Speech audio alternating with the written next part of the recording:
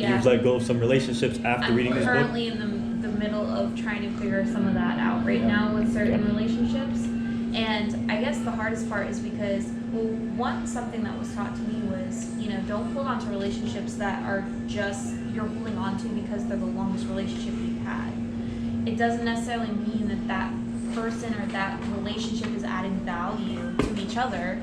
It just means like, okay, I've known you since I was in elementary school, And so that was something that I learned not too long ago, a couple years ago actually, with a friend of mine. Very sweet girl, loved her, she's amazing, but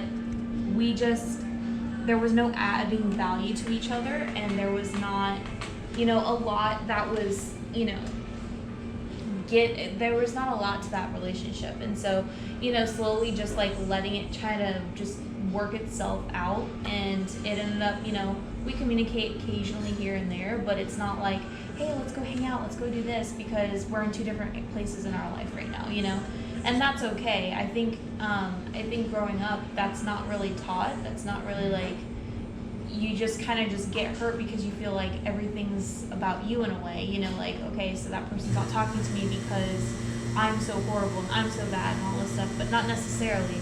They might just be working on a couple things themselves, and that was something that I had to learn with her and I, was just that we were just at two different places in life right now, and if it's meant to be, then we'll move forward in a relationship later, but no hard feelings. It just kind of drifted out. It's not like that specific relationship needed to have a conversation.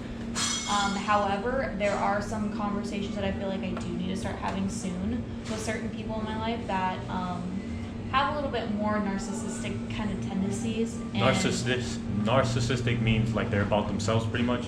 Basically, yeah. Okay. Everything's negative. Everything's all about them. Okay. Everything is to help them, but not to help anybody else around them. Okay. And so, for me personally, as a people pleaser, I love, giving, and whether that's my time or, whatever it is, people take advantage of that. And so you have to be able to protect yourself.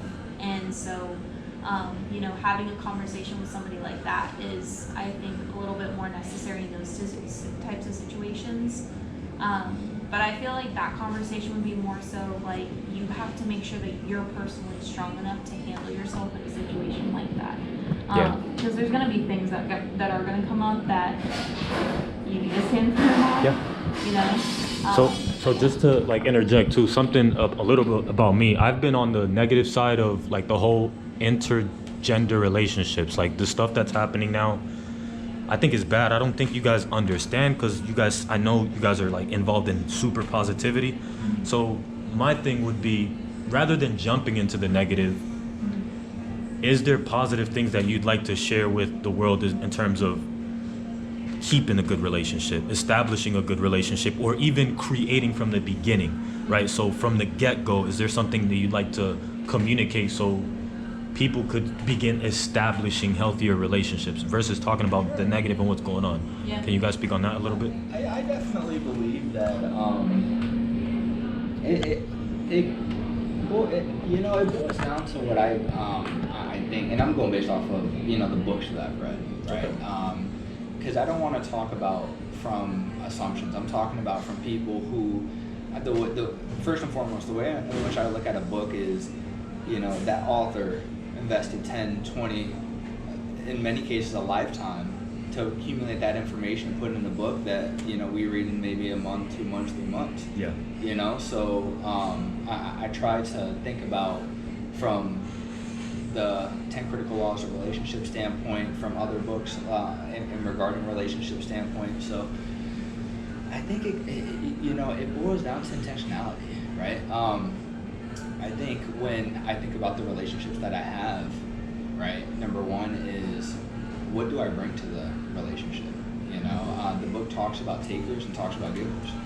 Every time that I'm with whoever it is that I'm with, am I always, negative? Am I always, taking and taking and taking and taking? Whether that be advice, whether that be whatever it is, the giving standpoint that I try to, we're not perfect, but we try try to be intentional about adding to the relationship. Yes. Be intentional about understanding understanding what means a lot to you. So if I know that, what would mean a lot to you would be, maybe go out and hang out at, or like go. I don't know. Well, let me ask you, what do you like to do? Just to kind of bring it to make bring it real. yeah. Dude, that's a good question. What do I enjoy? Yeah. I enjoy the one thing that I do that isn't money related is creating instrumentals. Okay. That's the one thing so that like music. I wouldn't even say that, bro. It's just something I like the sound, noise. Sounds It's together. not wow. It's Okay. to me, bro. I put them together. Okay. To the world, it's probably crap, but to me, the sounds, bro, I love it. So that would be it. Okay. But go ahead. That's the So- one thing I do that isn't money related. That's like not work, not you know what I'm saying. That's like It's like you time. Yeah. yeah. But So, to answer your question. so then, like, if that's what you like, right? But let's just say that's not something that I like. Yeah. Right. But because I value our relationship, Yeah. maybe I'll create or come up with a day where we do something that you like. Interesting. And I'm not going to be intentional about not liking the thing that I'm about to do with you, because it's about our relationship, and the point is that I want to show you that I value our relationship, and if that's reciprocated to you, that has to be reciprocated back to me, and really understanding the relationship and honestly building. So then at that point, I look at it from the standpoint of, okay, well, how, number one, what goals do you have? What goals do I have? Do our goals align? And how can we help each other to hit those goals? Right? Interesting. So, Before you go deep, I want to touch into this. So, Yeah. assuming we didn't have goals that aligned, like for example, I'm aware of the opportunity. So now I want to know. yeah. Would you ever do that for someone that isn't involved in the opportunity? I think it's a great question. To answer your question, yes, right? I don't think everybody would. Okay. But me as a person, just understanding who I am, I think I would. Because I do still have relationships with people who aren't in business with us, right? Okay. I do value the relationship that... Because I think the goals is more general. Like, it's Yeah. not necessarily just money goals. It could be Yeah. like, it could be relationship goals. It could be, something that you guys connect on. Like, let's just say you both liked making the instrumentals. Yeah. Like, it could be a goal like with that. It could be a goal with, I like playing soccer. I played soccer my whole life, so it could be a goal with like, hey, let's lose weight and go play soccer or something like that. So I think that, outside of business, I think just in general with life, if you can find a common goal with each other to reach and go towards, I think yes. Yeah, and